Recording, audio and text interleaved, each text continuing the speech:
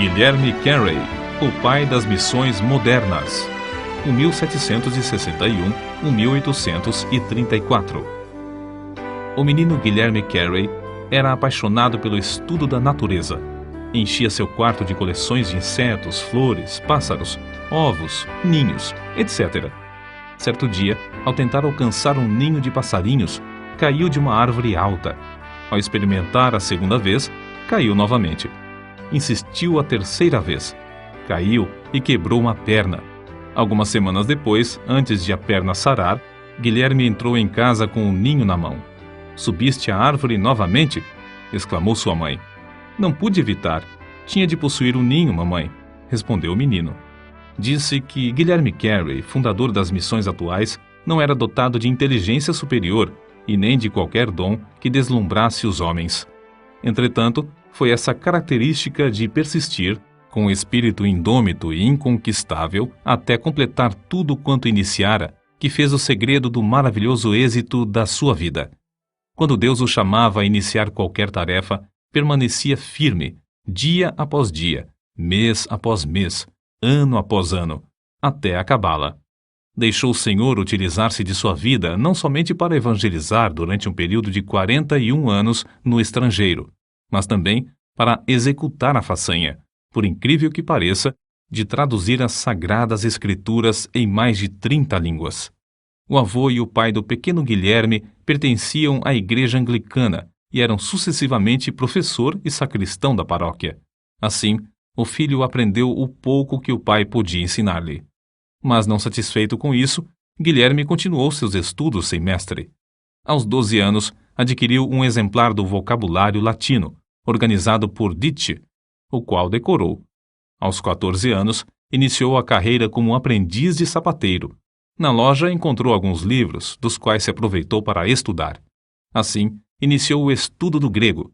Foi nesse tempo que chegou a reconhecer que era um pecador perdido e começou a examinar cuidadosamente as Escrituras. Não muito depois da sua conversão, com 18 anos de idade, pregou o seu primeiro sermão. Ao reconhecer que o batismo por imersão é bíblico e apostólico, deixou a denominação a que pertencia. Tomava emprestados livros para estudar e, apesar de viver em pobreza, adquiria alguns livros usados. Um de seus métodos para aumentar o conhecimento de outras línguas consistia em ler diariamente a Bíblia em latim, em grego e em hebraico. Com a idade de 20 anos, casou-se. Os membros da igreja onde pregava, entretanto, eram pobres, e Carey teve de continuar seu ofício de sapateiro para ganhar o pão cotidiano.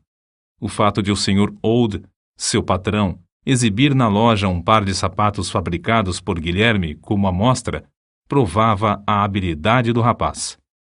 Foi durante o tempo em que ensinava geografia em Malton que Carey leu o livro As Viagens do Capitão Cook, oportunidade em que Deus falou à sua alma acerca do estado abjeto dos pagãos sem o Evangelho. Na sua tenda de sapateiro, afixou na parede um grande mapa mundi, que ele mesmo desenhara cuidadosamente. Incluíra nesse mapa todos os dizeres disponíveis, o número exato da população, a flora e a fauna, as características dos habitantes, etc., de todos os países. Enquanto consertava sapatos, levantava os olhos de vez em quando para o mapa e meditava sobre as condições dos vários povos e a maneira de os evangelizar. Foi assim que sentiu mais e mais a chamada de Deus para preparar a Bíblia para os muitos milhões de hindus na própria língua deles. A denominação a que Guilherme pertencia, depois de aceitar o batismo por imersão, achava-se em grande decadência espiritual.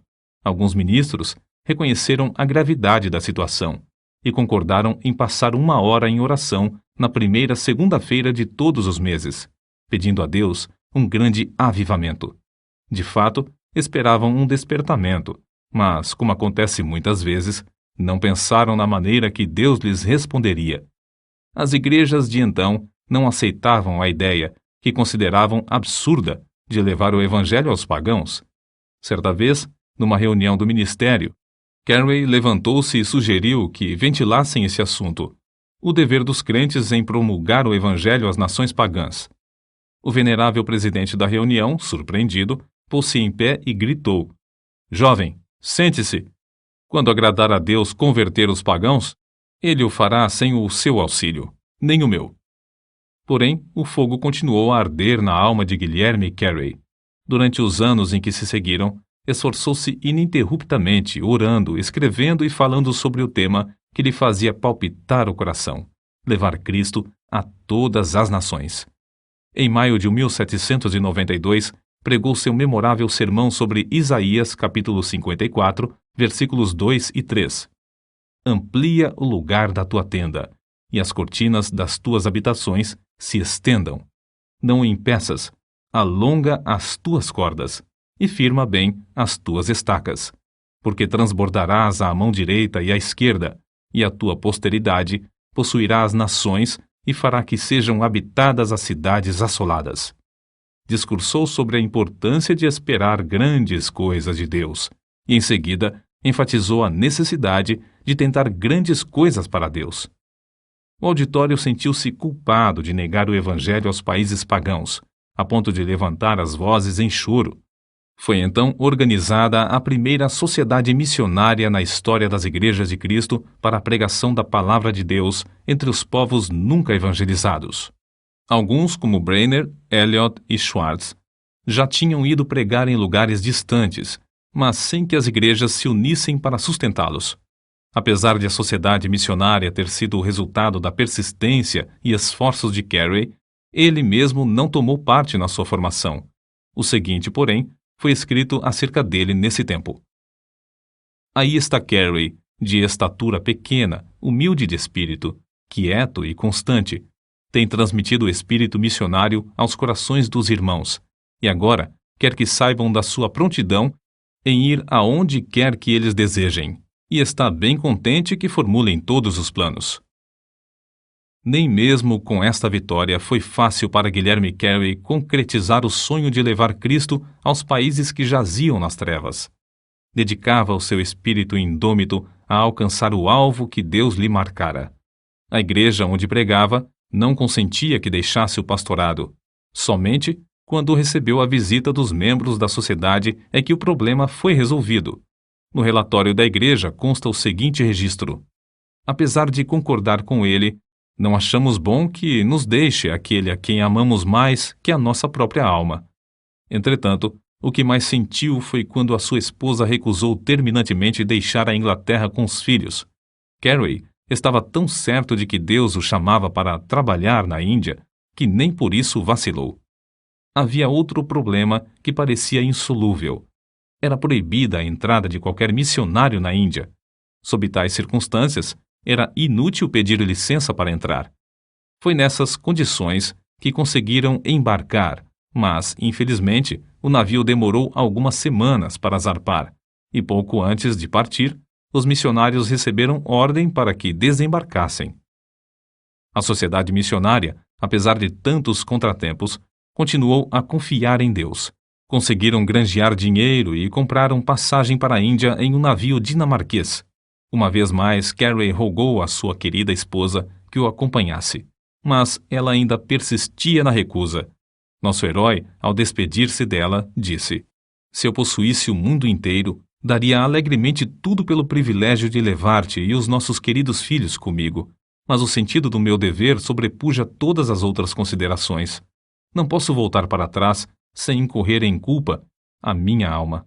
Porém, antes de o navio partir, um dos missionários foi à casa de Carey.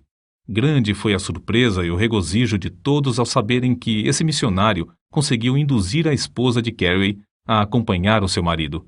Deus comoveu o coração do comandante do navio a levá-la em companhia dos filhos sem pagar passagem. Certamente, a viagem à vela não era tão cômoda como nos vapores modernos.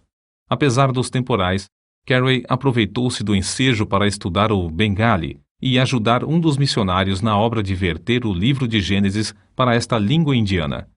Guilherme Carey aprendeu o suficiente o Bengali durante a viagem para conversar com o povo. Pouco depois de desembarcar, começou a pregar, e os ouvintes vinham para ouvir em número sempre crescente.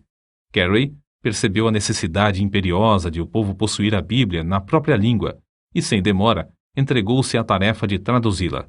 A rapidez com que aprendeu as línguas da Índia é uma admiração para os maiores linguistas. Ninguém sabe quantas vezes o nosso herói se mostrou desanimadíssimo na Índia. A esposa não tinha interesse nos esforços de seu marido e enlouqueceu. A maior parte dos ingleses com quem Carey teve contato o tinham como louco. Durante quase 2 anos, nenhuma carta da Inglaterra lhe chegou às mãos. Muitas vezes faltava aos seus dinheiro e alimento. Para sustentar a família, o missionário tornou-se lavrador da terra, empregou-se em uma fábrica de anil. Durante mais de 30 anos, Carey foi professor de línguas orientais no colégio de Fort Williams. Fundou também o Serampore College, para ensinar os obreiros. Sob a sua direção, o colégio prosperou, preenchendo um grande vácuo na evangelização do país. Ao chegar à Índia, Carey continuou os estudos que começara quando menino.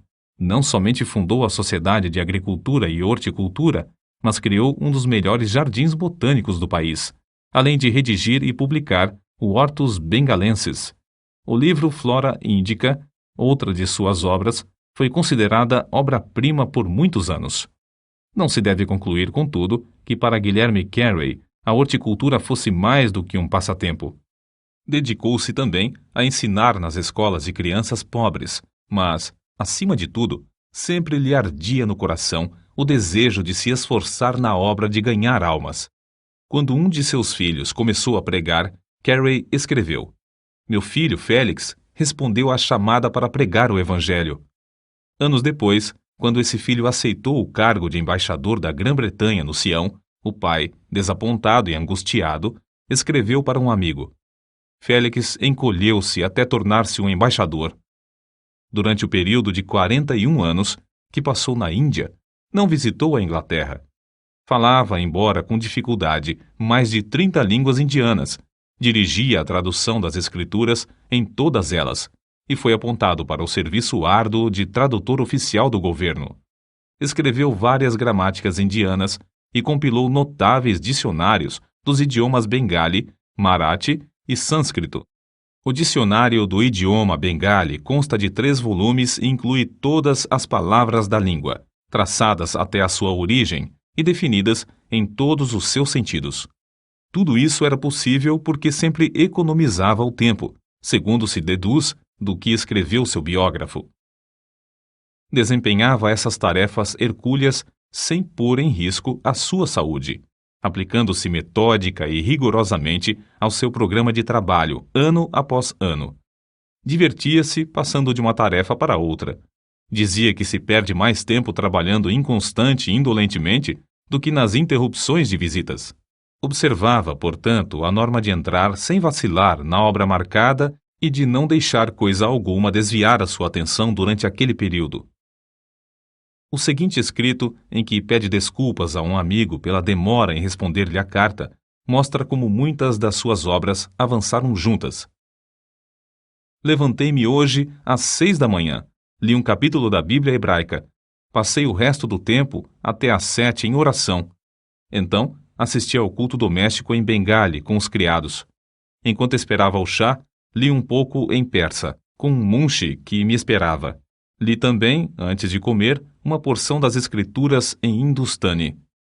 Logo depois de comer, sentei-me com um pundit que me esperava, para continuar a tradução do sânscrito para o Ramayana.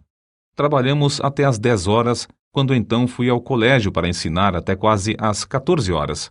Ao voltar para casa, li as provas da tradução de Jeremias em Bengali, só findando em tempo para jantar. Depois do jantar, traduzi, ajudado pelo pundit-chefe do colégio, a maior parte do capítulo 8 de Mateus em sânscrito.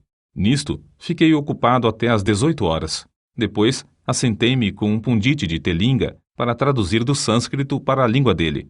Às 7 da noite comecei a meditar sobre a mensagem para um sermão e preguei em inglês às 7h30.